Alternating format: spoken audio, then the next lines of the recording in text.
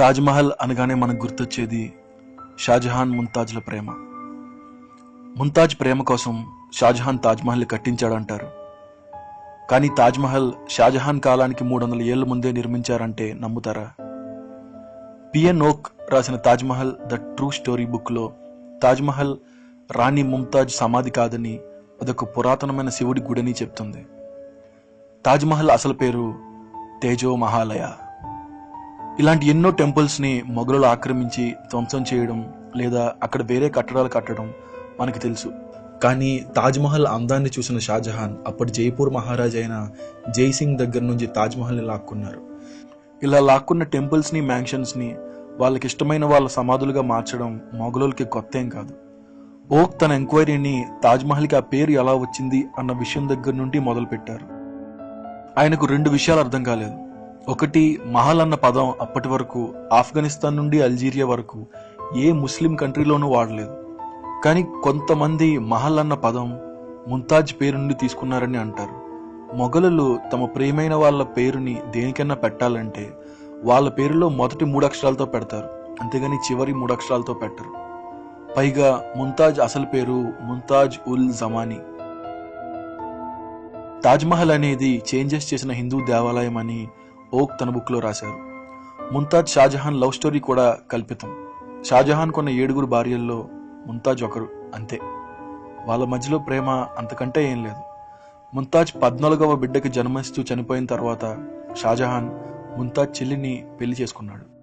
షాజహాన్ ముంతాజ్ల ప్రేమ గురించి ఏ రాయల్ క్రానికల్లోనో గానీ శిలా ఫలకాల్లో గానీ ఎక్కడా మెన్షన్ చేయలేదు.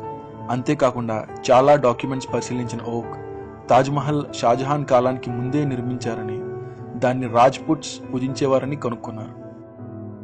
దానికి ఆధారంగా ఆయన మార్విన్ మిల్లర్ అనే న్యూయార్క్ చెందిన ప్రొఫెసర్ తాజ్మహల్ చుట్టూ ఉన్న మెటీరియల్ని, తాజ్ డోర్ని కార్బన్ డేటింగ్ చేసి పరీక్షించి తాజ్మహల్ డోర్ షాజహాన్ కాలానికి 300 ఏళ్ల ముందు తయారు చేసిందని చెప్పారు.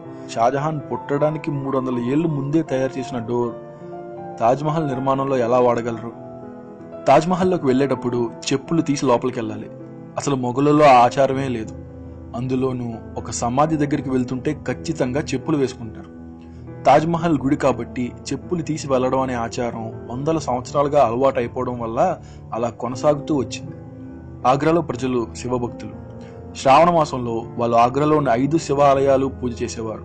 వాళ్ళు ఆ 5 శివరూపాలని దర్శించాకే వాళ్ళు నైట్ భోజనం చేసేవారని శిలాఫలకాల్లో రాసింది.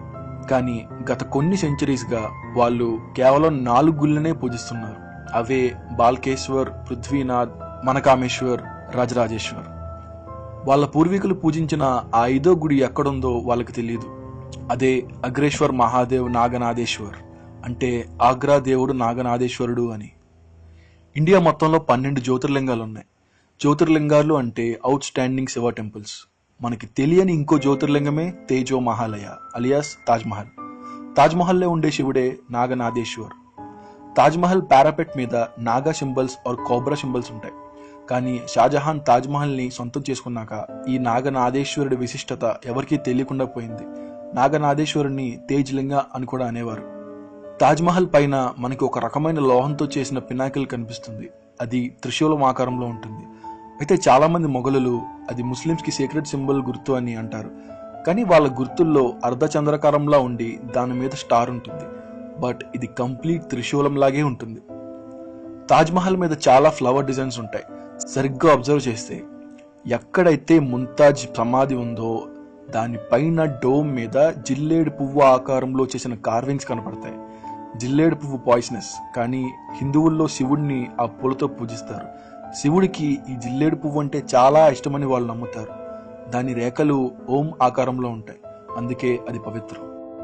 తాజ్మహల్ సెంట్రల్ ఛాంబర్లో కూడా ఓం ఆకారంలో కార్వింగ్స్ కనపడతాయి.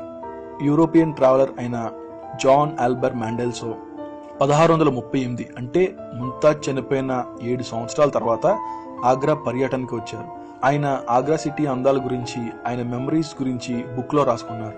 కానీ ఎక్కడా తాజ్మహల్ నిర్మాణానికి సంబంధించిన ఏ విషయమూ రాయలేదు.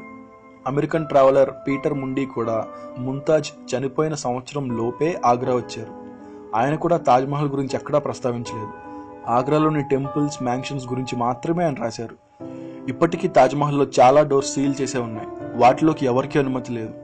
ఆ సీల్ చేసిన గదుల్లో పగలగొట్టేసిన శివుని విగ్రహాలు, పూజా సామాన్లు ఉన్నాయని ఓక్ తన బుక్ లో రాశారు. కానీ పొలిటికల్ బ్యాక్లాష్ కి భయపడి గవర్నమెంట్ ఓక్ బుక్ ని అన్ని బుక్ స్టోర్స్ నుండి స్వాధీనం చేసుకున్నారు. ఇండియాలో ఎవరు ఆ బుక్ ని పబ్లిష్ చేయకూడదని భయపెట్టారు. నిజమేంటో మనకి తెలియాలంటే గవర్నమెంట్ తాజ్మహల్లో అన్ని గదుల్ని ఓపెన్ చేసి మీడియా ముందు ఎక్స్పర్ట్స్తో ఇన్వెస్టిగేట్ చేయించారు.